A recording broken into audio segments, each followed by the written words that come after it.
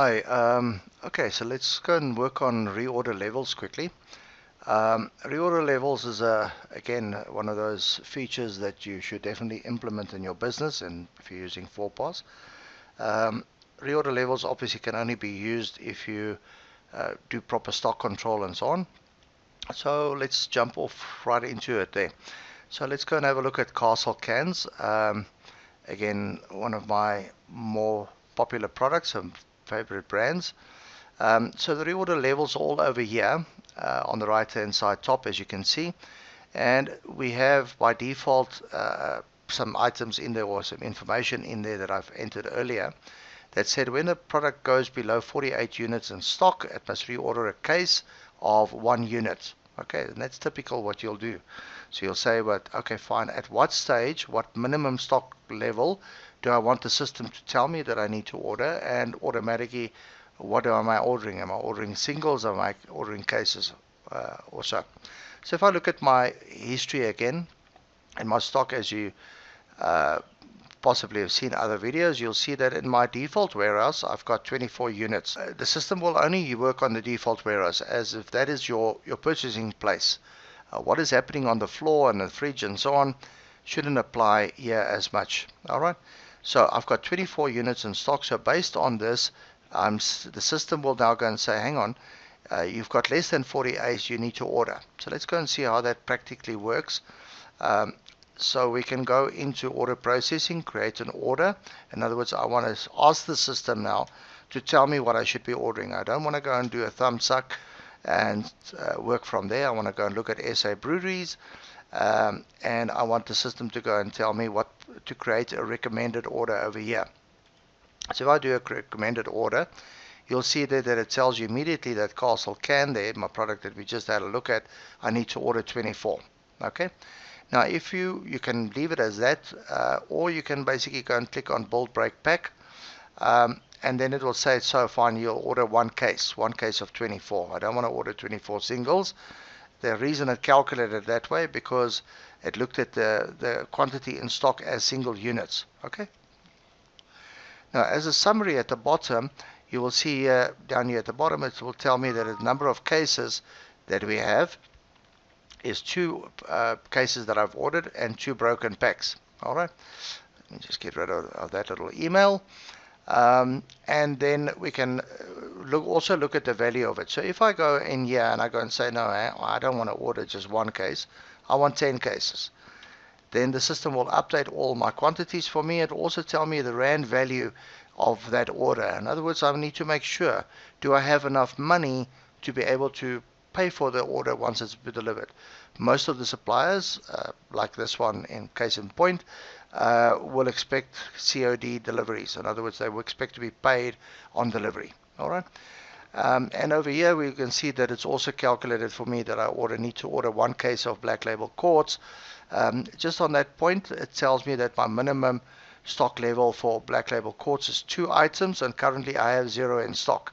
The same applies to the Castle cans. I've got a minimum reorder quantity of 24, and currently I only have 48 and 24 currently in stock. Therefore, that's why how it came to the conclusion that I need to order that. So then you can simply just click on next, specify orders line, please deliver to the side door, whatever you want to put in the attention line and so on, and then process your order. Once the order is processed, it will go and sit and wait for you. Obviously you can print it out to PDF format, etc., etc. Email it to your supplier, and hopefully in a couple of days time they will place an order for you. Again, on the order, you'll remember in the past we had an option in the parameters that said, what do you want to print on the order? Do you want the barcode or do you want the quick key? And this is where this comes in. So in this case now, this is the barcode numbers that gets printed on the order. You must just go and check and make sure that your supplier actually knows that what these items mean. Okay, and that's the implication of the reorder levels mainly. All right. Another quick way of fixing your reorder levels rather than going through it one by one is to go under order processing, we have a Reorder Wizard. The Reorder Wizard is quite powerful as well.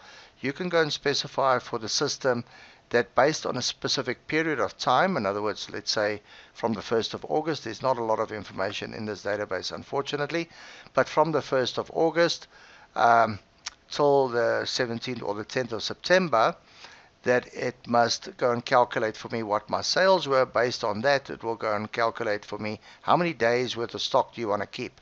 So I want to say, okay, fine, I want to keep 10 days worth of stock, or maybe 12 days worth of stock, or 14 days worth of stock. Now, this stock holding will depend on how fast and how often your supplier can deliver.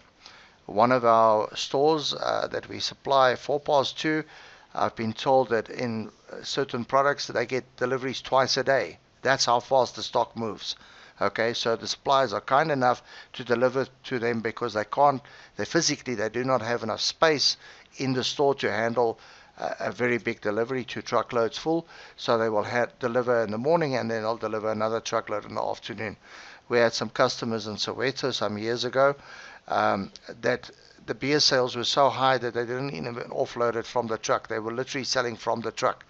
So as they dropped the truck there, the customers would physically go and collect straight from the truck and load up onto their vehicles. Okay, so again, it depends on your cash flow situation, it depends on your supplier agreements that you have in place, and so on and so on. So the 14 days here, as I say, the ideal would be to say, in a perfect world, I talk about a perfect stock system is as the customer walks in the front door, the stock arrives at the back door. So that's what we would like to achieve. It's not always possible. In fact, most likely never possible. But you've got to get it to as close as possible to that. You don't want to tie up your capital for too long. And then, as you can see here, and make sure that nothing is below, argument's sake, 2 units or 4 units or whatever the case may be. You can filter the system. In other words, you can go and say, I only want to look at local beers, or you want to go and say only for this supplier, or whatever the case may be. So if I go into my filter, as you can see, I can look at local beers, and I can go and say for supplier, South African breweries, or whatever the case may be. Okay, and then when you click next here, the system will go through and go and calculate it for you. And if we look at our Castle can again to highlight that over there, you'll see that it tells you there that your previous reorder level was 48, but the system is saying no, you should only order 2. In other words, your sales are that low, the average per day is 0. Okay, the sales are that low that you do not justify to go and be able to place an order for 48 units. Now again, the more longer the period of using 4PARs, the more history there will be to use. It's currently September of 2017. You might say that, fine, yes, I do have a year's worth of history. Let's go and have a look and see, based on September last year, 2016, use that as my filter date. In other words, what did I do in September that, and maybe add a percentage on top of that, or let me at least replace the same value on that. Never mind the economy, never mind the other factors, or maybe not never mind, you would obviously take that in consideration. Hopefully your business has grown, overall the products have grown and so on. The economy might be down, but we shouldn't be get caught up in this hype about the economy and the growth rates and all the rest of it. We should be clever enough to be able to always grow our products and our product ranges in our business.